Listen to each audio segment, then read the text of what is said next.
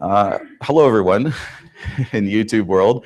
My name's Constable Scott Mills. I'm the Toronto Police Social Media Officer, and I'm at Earl Haig Secondary School at the first annual Toronto District School Board Mental Health and Wellbeing Symposium. Today, there's 220 people here at this symposium. We just had a fabulous keynote from a lady named Jennifer, can't remember her last name, Kalari. She's a parenting specialist with a couple of books out, and there's 1, 2, 3, 4, 5, 6, 7. There's 9 of us in the room here right now, and we're just going to use this technology of Google Plus and YouTube to get the message out about my breakaway workshop. There's a number of other workshops going on at the same time here, and hopefully the other parents can share this later. And we're going to talk about the success and safety of our students using social media. So we've had just to give some context to the room, we've had a little bit of a debrief and talked a little bit about it. Everybody in the room knows that we're live streaming this way, and we're just going to get back to being us. So we were talking about how you use social media for the success and safety of our kids and our community. And we're going to get into exactly what happens at this school with this man. This man right here is named Dave Bradley, and I took that picture of him here at Earl Haig Secondary School, one of the events that I was fortunate enough to attend. Dave Bradley, in this school alone, which is the largest populated high school there is in Canada, I believe. There's well over 2,000 students. And we are in the northern part of downtown Toronto, basically, Yonge and Sheppard area. And over the years, about I'd say past 6 to 8 years, Dave Bradley is the school safety hall monitor in this school. His job is to keep the peace and keep everything secure and keep everything running and happy. So he walks around with a phone and a walkie-talkie. All the kids know him, and he's not bound by all of the union issues and all the issues surrounding social media because he's a school safety hall monitor. So he's been able to do this, and he's pioneered something that's extraordinary.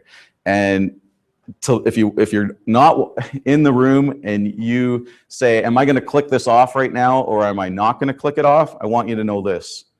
Dave Bradley has intervened in about 25 cases in this school in the past 5 to 6 years where he's saved or improved the life in a serious situation of a student. So if that's one school, one guy, think of the possibilities we could do by using a strategy like this everywhere. So essentially it's just doing your job and being there, listening a lot to the kids, and being there on social media. So you have to know where your kids are at on social media. You have to know where your kids are at in life and in real life and in the school. It's relationships and technology is essentially what it is. And it contributes to the mental health and well-being of all the students. It's a listening ear, seeing things that are going to happen before they happen and stopping them, whether that be a school fight that's about to happen out in the schoolyard, or whether that's about it's about somebody that's experiencing some mental illness that might not be detected or diagnosed in the school. It's somebody that may have experienced a traumatic event out in the community in their home. Could be an issue of a domestic situation between their parents or siblings, or it could be a multitude of things. It could be that they're being bullied online. In the case of Amanda Todd, which a lot of us know and have heard of, I'm very close with Amanda Todd's mom, Carol, who at this moment is in Ireland at Facebook headquarters in Ireland, talking about the same thing. I just got back last week from Phoenix with her. And she's saying the same thing. She's saying the same thing. We need to have a strategy where we're out there on social media to help mentor our kids, be with our kids, talk with our kids, and make them successful and safe. So how does Dave do it? Well, the biggest fear, I didn't know if I said the stat, 25 kids. 25 kids in one school in 5 or 6 years, that's a lot. That's a lot. So these issues are everywhere. It doesn't matter if you're in an alternative school, in a very hardcore area of a city, or if you're at a private all-girls school or all-boys school in the richest areas of a city. Doesn't matter if you're in Toronto, doesn't matter if you're in Seattle, doesn't matter if you're in Ireland. The whole world is experiencing these issues. And Dave, as you can see, is a burly man. He's a movie extra. He plays bikers in movies and stuff like that. He's a photographer and things like that. He's got a very good rapport with the kids. And his line is, nobody's ever going to accuse me of being a groomer. And the reason why he says that is because the biggest fear of people that are making policies and things like this to implement a social media for success and safety strategy is that they fear legal liability over somebody like Dave becoming a pedophile and then grooming kids and stuff like that. And what I would like to just get your minds to think about is that that's not the case. What is the case is if you don't implement a strategy like this and don't have responsible adults out doing this work, then somebody that is a pedophile, most likely outside of the school environment or the community environment, can do that. People like Dave that are out there empowered to do all this, they have the eyes and ears and the daily engagement to identify people that are going to be harmful to the school environment and our children, because they're out there seeing it. They're walking the social media beat. And that's what we have to overcome that. We really do. And I'm really fortunate.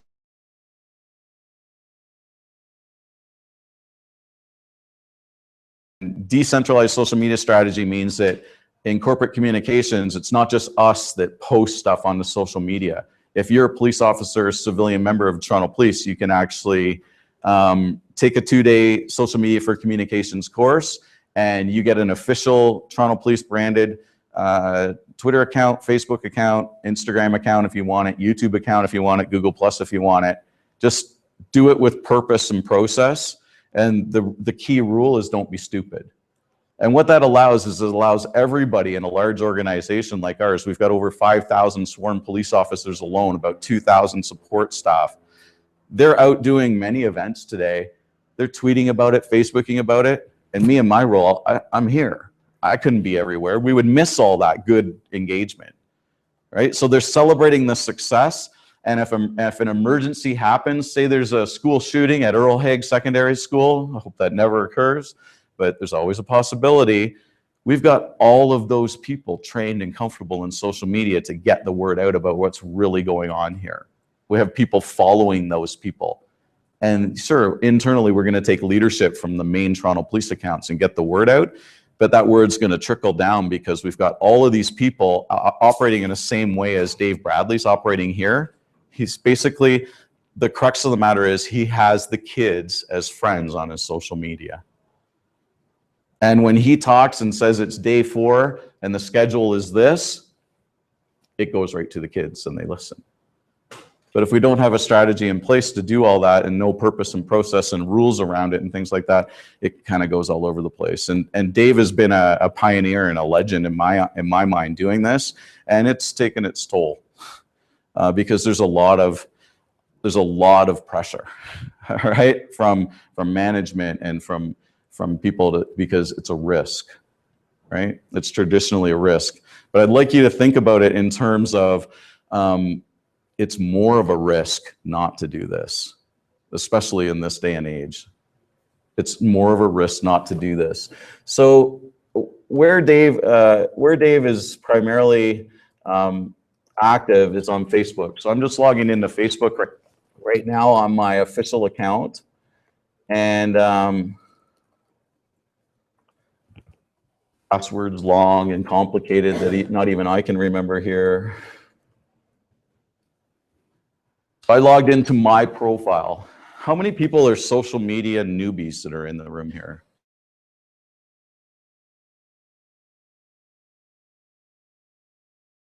Into my Facebook profile, which is Scott Mills, Constable Scott Mills, Toronto Police Service Social Media Officer, individual account. From this account, I can manage a number of pages, okay? Through my mini feed here are all the people that are my friends, and my friend requests come in right here. And these are my notifications. So I've got 19 notifications of people being active on different things that I've posted about or engaged in conversation about since I last checked, which was about an hour ago. So this is my job. Keep in mind, this is my job. You're not going to have as much volume if you don't do it. So this lady who's actually posting at the top that just came in 10 hours ago, Jean Turner, she's a civilian social media specialist with the RCMP in Ontario. And she's posting something about a movie on her personal account. So there's a personal professional thing, and the lines become blurred when you do this. Okay, so some people like to keep everything kind of straight and only put your professional stuff on your professional accounts, only put your personal stuff on your personal accounts if you're going to do this type of stuff. And I highly recommend that. But those of us that are really involved in it, we tend to blur those lines sometimes. So that's where the purpose and the process and the strategy and the rules and all that come into. I've got lots and lots of people that are friends with me on here. There's lots of people that are posting stuff from all over the world, and it's coming through my mini feed. If Dave Bradley is scrolling through here, which he can do just like I'm doing on his phone every day, and he's got the kids on there, and somebody posts on there that they're feeling very low today, really depressed, really down, guess what Dave can now do? He's now alerted that that person needs some help. Is he going to walk into the class and say, hey, you want to come out and, you know, deal with this Facebook thing you put on about being depressed? Of course not, because he's going to have the training and the skills to deal with it in a professional and non-intrusive way and a private way. But the person that's kind of crying out for help a little bit, they're not doing it in a private way. They're doing it a very public way. All their friends are seeing it. And a lot of kids have 500, 1,000 friends. So it's affecting how many people are seeing that and saying, oh, what do I do? I'm kind of concerned about this person. You might not even know them that well, right? And they want to reach out to somebody in authority that can help, or they want to reach out to a close friend of that person that can help in the right time. And that's essentially how it works. So what does Dave post? What does he do? This is Dave's Facebook profile. There he is. 4 hours ago, he posted a link of somebody golfing. Luckiest par ever on the 17th hole. So Dave obviously liked that post. He shared it on his Facebook. The kids might not be so much into it. He doesn't seem to have a lot of likes and engagement on that one. He's got house guest Omar Khadr, a remarkable young man. Doesn't have a lot of likes on that one either. He goes down, he's sharing different things. UK election polls, blind woman sees. You see, when you share things on, you don't get a lot of likes and engagement. He's only got 1 or 2 likes with all these things that he's sharing. He's just kind of reading the paper and he's sharing it on there. Where is all this content? Who's it being seen by, though? It's being seen by the kids, right? Instead of, you know, posting their video game scores and bugging somebody, they've got somebody on there of trust that's putting some relevant, newsworthy items into their feed. Mistrial, he's kind of still reading the paper. This is all last night, by the way. But when you get into what Dave really posts about, if you go on his photos, he's a great photographer. I'm going to try and find, he posts about his kids and his family. There's him on his motorcycle. He's probably doing a movie shoot or something like that. He's got 210 people liking that. Kids think that's pretty cool, right? So he's approachable. He's approachable. There he is taking a picture. And my greatest photography supporter is moving on. Dana, thanks so much for printing the pictures of Andrew and being so helpful over the past 7 years. Engaging, positive, and good. So there's also the ability, I'm just using Facebook. A lot of kids are on Instagram. A lot of kids are everywhere. Dave will do lots of funny things. There's a school we're at right now. Standing there with a student, Christmas time, kids happy. Well, when you get relationships going that are positive and good in that way in a professional context, if something is going wrong, these kids can come and tell you. You're approachable, you're there, right? So you create trust and transparency out there, and then you need to come. And when one man, Dave here, has saved 25 lives, potentially, intervened in 25 serious mental health cases in one school over the last 5 to 8 years, isn't that much better than waking up to, oh my goodness, we've lost a student over the weekend, we have a funeral, our whole school is going into crisis counselor mode, we've got crisis counselors here and all that type of stuff. Then that's just the mental health piece. Do you know how many times Dave has got information where he's actually been able to alert the school resource officers in the area to just patrol at lunch around a certain area because he's heard something either in real life through the grapevine, somebody telling him, or many, many times on social media that there's going to be a fight out here between two groups of kids, right? And this isn't particular to this school. Earl Haig's an amazing school. It happens at every school. I've been a school officer in downtown Toronto for 9 major high schools. I've been out on my bike as a police officer many times. I got so many calls from school principals. They aren't going into the radio room or anything like that. It's just, hey, heads up, can you guys just ride around this area, around this park at this time at lunch, because we're hearing something bad might happen. We're hearing there's some beef between a couple of kids and they're going over to the park. And there's going to be a fight or something like that. Next thing you know, they're videotaping it, putting it on YouTube. And next thing you know, you got not only a crisis within your kids, you've got a PR nightmare because some news station is putting this videotape of a big fight related to your school all over the news. And you're like, oh my God, what do I do now? Well, you have to be prepared for that. This is the whole, you prepare for a rainy day by doing all this success stuff, and you always promote safety. But you're there. And I can't count on my fingers and toes endless amount of times, even now in my current role, I still get calls from different schools because I've been involved in schools all over the city for a number of years. I'll get calls or emails or Facebook messages, private, or tweets or something like that from a school administrator saying, it's not really worth calling into the police radio room or anything, but can you alert the school officers in this area to go patrol around that park around my school at lunch? I would so much rather get that and just make a quick call to somebody internally and say, hey, go do this, or call the radio room, get somebody dispatched to drive a police car around if the school officers aren't there, than to have to go to a school and stand there and appeal for information for a kid that's stabbed to death with a homicide detective saying, can you please call the police or report anonymously to Crime Stoppers, anything that you know. And guess what happens then? Nobody wants to talk. Nobody wants to talk, right? So if you can prevent it by just having that strategy, and Dave is always reporting stuff like that, both to his school administration and the local school officers, that it really works. So we've got about 5 minutes. How many people have never even thought about something like this before that's in the room? Yeah. How many people are thinking differently a little bit, maybe? How many people are kind of scared? I don't know really. Oh, how would I do this? Right? People are perplexed. This is interesting.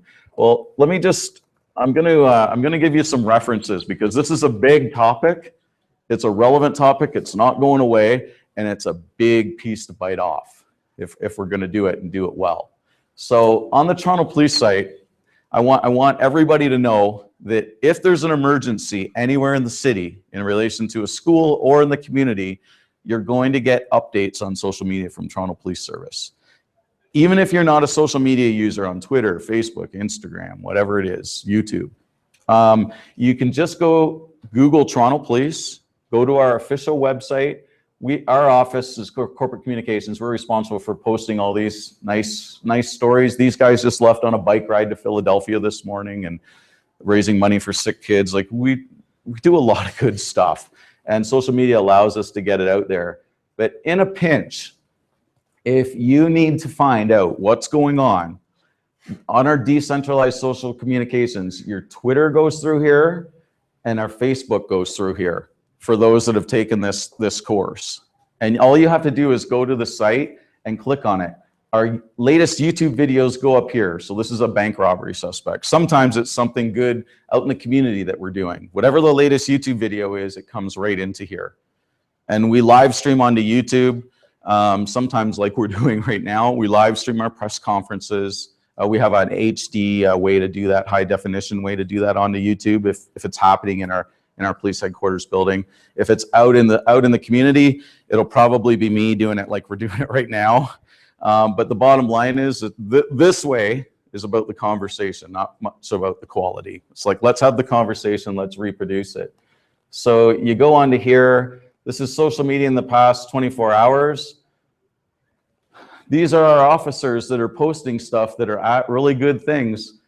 This is our biggest social media user with the most followers, Staff Sergeant Chris Body, and he's retweeting today's parent hug. Megan's Walk. He's on Megan's Walk 14 minutes ago.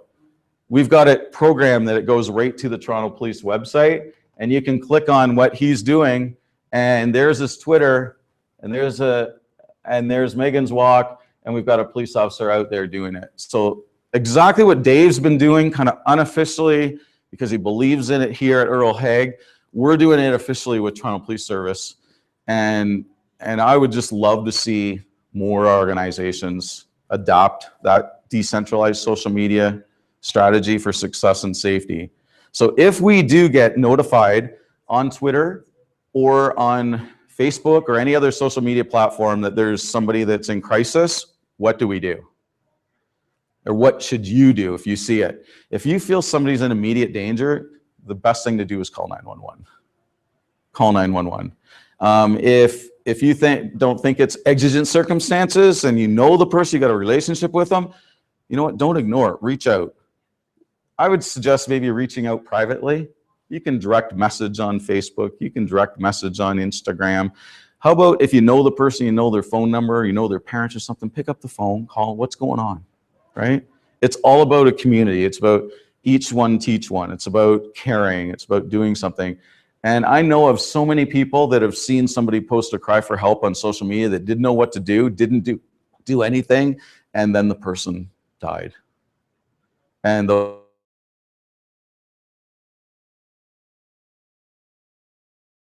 advice is act, do something. If it needs 911, call 911. If we get it on our end, right now what we do is we triage it. We do a back-end investigation where we try, under exigent circumstances, we try and ping where the person is geographically and get them help. We have mobile crisis intervention teams that if we could put one of those teams on it, if they're available, we will. If not, the regular officers would go, but we would go try and get them an ambulance and things like that. My ultimate dream is to actually try and deal with some of these things without actually having to dispatch somebody. Because you know when you get a uniformed police officer at your house, and because of something you posted on social media, and it's a mental health thing, you're creating stigma. And you're also creating the possibility of a violent confrontation, because many people, especially many people experiencing mental health crisis, don't react very well to police officers. And so the more we can do with trained professionals, social workers, school staff, nurses, the more we can get a coordinated strategy to do all that, the better. I think it's just absolutely amazing that we're doing that. I've got a website that's just dedicated to these issues because I'm extremely passionate about this. And it's called realtimecrisis.org. It's not officially sanctioned by the Toronto Police Service. This is something that I do on my own. And it is basically a collection of different professional crisis intervention and prevention in social media. How you can save people from jumping in front of a train, basically, by using social media. And yeah, it's public information there that there's an average of 10 a year with GO trains alone. Just GO trains. And last night, when everybody was on their ride home here, all the trains were all backed up. Transportation in this city, in the downtown core, was a complete disaster. And, you know, and I'm not saying that social media could have stopped that last night, but the more we can do on all aspects to stop this, 10 a year just on GO trains alone, well over 100 suicides in 10 years, too much. And that's just trains. What about our schools, right? What about different things like that? If you want to know how it works, there's some reference PowerPoints in there. This is a document of 10 real life cases that I've directly been involved with in collaboration with mental health professionals in the community on social media, where we've done what Dave Bradley's done. Okay. This is my personal blog, successandsafety.com. It's also got the email or the internet address, internetviolenceprevention.com. I am going to post after today, because I think this event here at Earl Haig is just phenomenal. It's 220 people here for the first ever mental health and well-being parent symposium. Like, that is an overwhelming success. Overwhelming. 1, 2, 3, 4, 5, 6, 7, 8. There's 10 people sitting in this room of that. So we have a lot of work to do. There's 220 people that are dispersed in workshops all over here. So please feel free to use this video. I'm going to put the video for this presentation plus the video for the presentation this afternoon, and each one's a little bit different depending on what we get talking about. I'm going to do another blog post about today, and I've been tweeting on my own individual professional account for Toronto Police, which is Graffiti BMX Cop. I love doing graffiti art projects and BMX bike projects with kids. That's my success part, where I promote safety. But this blog has, the top story on it right now is all about investigating a tweet suicide, a real life story of community cops helping to save a life.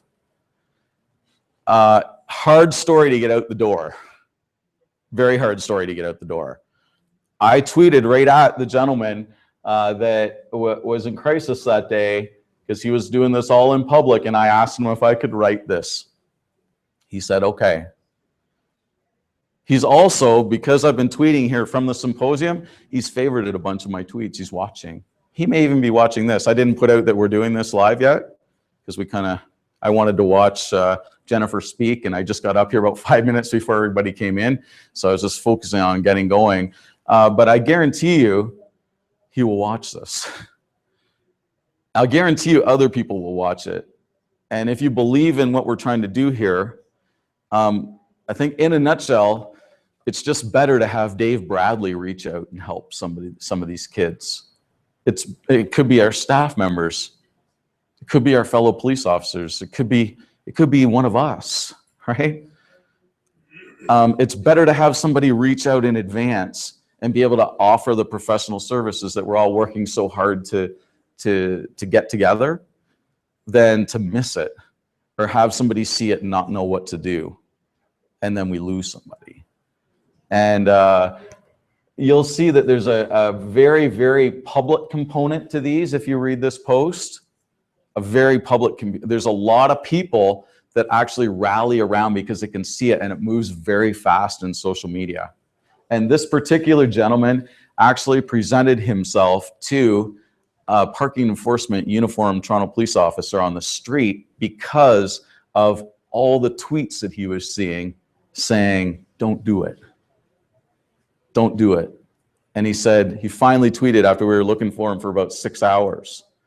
He finally went to this parking enforcement officer and was able to be taken to the hospital safely. And now there's a Toronto Star story out about it. There's a global news story out about it. And it all started because he wanted to talk and he was being very public about it. So the back end, not the complete back end story is not on here, but the communications part is on there, on the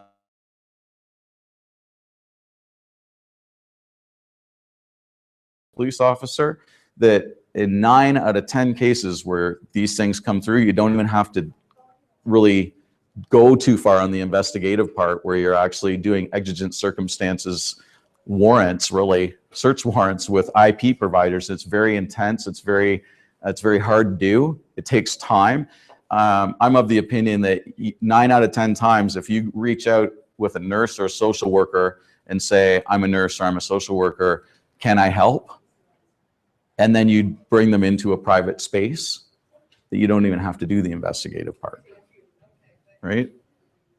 And you minimize the public piece of the whole thing. So just something to think about. Does anybody have any questions? Well, I do, but I don't.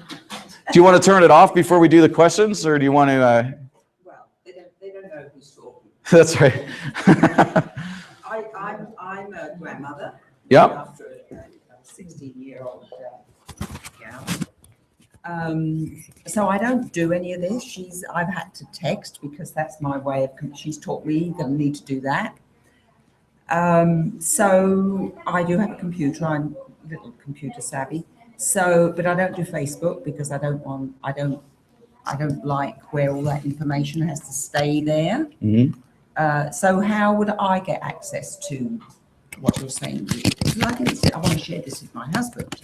How would you get access to this video and what I'm saying? Yeah. All you have to do is write in your little book right there, successandsafety.com, which is my personal blog. And I am going to embed everything that I did here today, including the video for today and this afternoon on that. And you'll be able to just bring it up and read just like you did here. Okay. And as far as you being a grandma and things like that, I've got a 2-year-old, I've got a 2-year-old son, a 13-year-old daughter, and a 15-year-old son. I also have my mom's over 70, and she lives in a different part of Ontario. And my brother lives way out on the West Coast. We keep in touch via social media, and it's the whole extended family that keeps in touch. So my suggestion would be sit down with somebody in your family and find out where they are on social media and try and get connected on there. Say, you know what, I want to be friends out there with you. Nice time. Well, once you're set up, it's actually quite enjoyable. My mom loves going on and seeing what's on Facebook. She's right into Facebook. She's got her own Twitter account. She's Granny MRI on Twitter, and she just does her thing. And I just got her a phone 2 weeks ago. I got her one of these phones that I've got, and she travels as well, so we got her an unlocked phone where she can put a chip in it wherever she goes, and she's just playing with it, and she loves it. So she keeps connected. She's even texting me now, and it just helps us keep connected, and it's just a matter of sitting down together and having that conversation, and somebody will help you set up, because it's kind of fun having grandma out there. So where I was going to go is I was going to show you my mom's, just so you're maybe inspired by what my mom's doing. There's my mom. And the last tweet she did was March 29th, which was my dad's birthday. He's dead. And she said, Dad would be 80. All right. And on a personal note, my brother's a big, huge, high-end techie guy in this world. And at my dad's funeral, we were having a talk, and he said, you know what? I think I kind of lost touch with Dad. He was analog. I was digital, right? So there is that divide. There really is that divide. My advice to you is don't be scared of it. Don't be scared of it, and just be you, and don't get overwhelmed with it, but have the conversation. Now, if I could, if somebody else got a question, but I was very interested in how this Dave Bradley came involved with the school, how that happened, because I think it's a great idea. He looks like an abo from Australia, actually. He's quite the guy. And I think it's great what he's doing, but how did he become involved? And like you say, he's not involved with the union. Is he employed by the school? He's employed by the Toronto District School Board. It's just he doesn't fall under the College of Teachers rules that all the teachers have, because there's a restrictive social media policy by the College of Teachers, as well as all the teachers' unions. They have a very restrictive social media policy. He's not in either of those. So he's basically done this on his own. And the media reach out to him all the time, and he's of the opinion that he needs to tell this story, and I'm of the opinion that he should too. And it doesn't go without some stress and aggravation in his life, believe me. But the bottom line is he can go home at night knowing that he's saving and improving kids' lives. He truly is. And he definitely has an influence and a voice, and that's what he cares about most. And I think you'll find a lot of people out there like that. Younger teachers, I'm in the schools all over the place. Younger teachers always come up to me saying, Scott, I wish I could do this. How can we get it going in our school? How can we get through that clay? Right? And I'd say your best bet on how to get through the clay is to just speak to the people at the College of Teachers. Go high. Speak to the people at the Toronto District School Board. Donna Kwan's in the building today, right? Say, this is really interesting. I think we need to look at that. Irene Fu is a Toronto District School Board social media person. She's very involved with all this type of stuff. She may even come here later this afternoon. She's been tweeting with me. Yeah. I think that the social media, they have to talk to the parents, the newcomers especially, what they are facing and how they can save their children. Who talked to the parents? The kids? Yes. Yes, for sure. Parents are a key. Parent is the biggest key. Big key. I couldn't agree with you more. I couldn't agree with you more. I'm working with a gentleman right now, as well as our victim services unit, that's completely autonomous from Toronto Police, with our victim services Toronto people, and we're on a committee called Safe Space. And this guy right here believes in that, and he started. There's lots of apps out there and lots of everything else. This visor.co is all based towards parents to try and help monitor your kids' use. And the kids basically have to, you don't get their passwords or anything like that, but they sign into here, and it monitors their social media based on algorithms and things like that, and keywords that might alert you, and you get alerts. And you can either say, oh, that's nothing, and dismiss the alert, or you can say, ooh, I'm going to have a conversation with my kids about that. Right? And I've been doing this a long time, and I don't endorse any product anywhere. I'm not endorsing this one right now because I can't do that. I'm a Toronto Police Service officer, but I can tell you that Robert Reichman, who started this up, he's the only person that's come my way in all the years I've been doing this that's actually thinking relationships first and then using the technology. He's also not trying to be Big Brother, right? Let's get in there and get everybody's passwords and let's hover over everybody. He's really trying to kind of do it a different way. Yep. The key that we can have a special social media, it's not connected only with, I mean, the social media, they have to outreach the culture of Canada. Mm-hmm. You know, that is what we are doing now. The parents and children, the newcomer, the last come in Canada, the Canadian that they are new here in Canada, they are not connecting or hanging and with the other Canadians they was before us, the immigrants they was before us. So, and there is a silo that it's closed, the new one, in order to hang the other one, to be Canadian, and that is a culture shock. So I believe that the social media, they have to work a lot, completely and exclusive with the parent, not TDSB. TDSB have a program, and they have to say with union, they did good their job. But which job? The other partner is outside crying, maybe. Yep. I agree that parents are key. That's Parent is the key. Yep. So PIAC and SPLC has to work exclusively, closely, very closely, and we can save, and we can train the newcomers, to have a connection and be good Canadians and train our children for the future of Canada. So that essentially what you're saying, I commend you for saying that. I completely agree with you. Yeah, it's my what I like to kind of encompass all in, and I think we're eating into our lunch here, but what I like to encompass everything into is what is it that I'm talking about here? I'm talking about relationships plus technology for success and safety, and using social media with purpose and with process to get the payoff and the potential. So you have to think about what you want. So those are honorable goals that you want to integrate newcomers to Canada with people that are already here. Yes. I think that's an extremely honorable goal, and social media is one vehicle to do that, right? But there's nothing that can stop a face-to-face dialogue like we're having here today. There's nothing better than that, right? Our mission is we are recognized in education.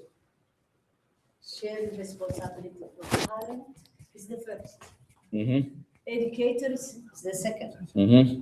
Police and all the trades and community. Mm-hmm. That now we have to go to social media Yeah. because we are learning the system of Canada. Yeah. Definitely.